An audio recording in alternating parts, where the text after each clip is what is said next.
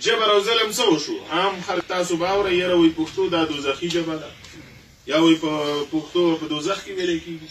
اوس که سوال تپوس د چا نه وکړي چې هلکه په کوم حدیث کې دا راغلي چې پښتو د دوزخ ژبه ده؟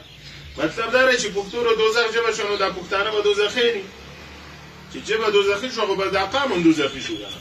خو خبره خو دا ده چې د دې پښتنو نه که مسلمان نشه د ځمکې په سر نو ژبې ولې دوزخي شوله؟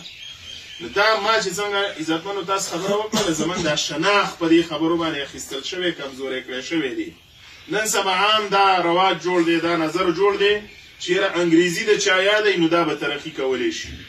یعنې انګریزي چې کوم ده که تاسو لای په دفتر کې هم انګریزي ده پښتون به یې انګریزي به وایي په عدالت کې هم انګریزي ده په ټي وي هم انګریزي ده په سیمینار کې ناست هم انګریزي ده که لیکل کېږي هم انګریزي ده.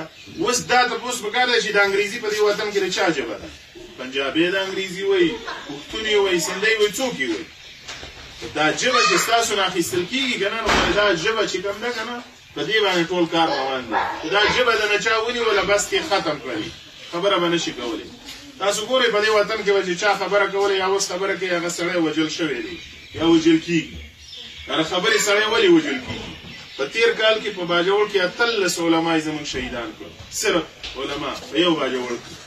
داسې مشران چې موږ روان له وزیرستانه پورې د پښتنو د 10,000 نه ډېر مشران ووژل شو.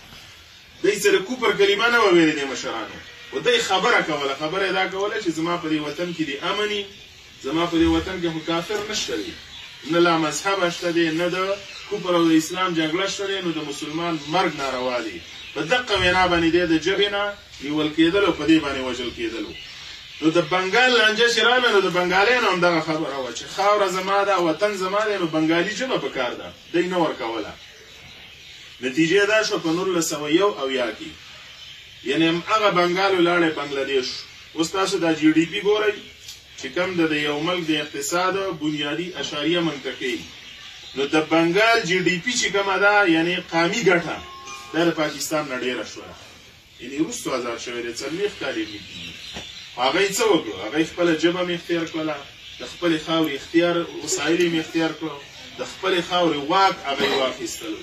نو نن هغه وطن چې هغې کې به صرف شولې کېدلې یا پټسن ورته ویلی کېږي دا به پکې صرف کېدل نور په هغې کې څه هم نه. خو چې آزاد شو نو د ازادۍ نتیجه دا وه چې خپل وطن یې آباد کړو. پاکستان نه اوس مخکې لاړ پاکستان له اوس خره جوړ شو د بنګال غوندې ملک. مقصد زموږ د خبرو نه دا دی عزتمندو چې موږ پښتانه ټول مسلمانان یو هم په پښتنو کې کافر نشته نو د کفر او د اسلام په نوم باندې به یو پښتون بل پښتون نه وژني. عالم هم زمونږ د دې وطن دروند محترم دی وکیل هم زمونږ د دې وطن محترم دی استاد هم دی انجینیر هم دی سوداګر هم دی عام مشر هم دی دا ټول موږ یو خلک دي. د دې وطن مسائل حقوق چې کوم دی دا اخیستل دي بیا دا د پښتنو خاوره وطن چې کوم دی عزتمندو دا خدای د جنت یو ټوټه پیدا کړې ده.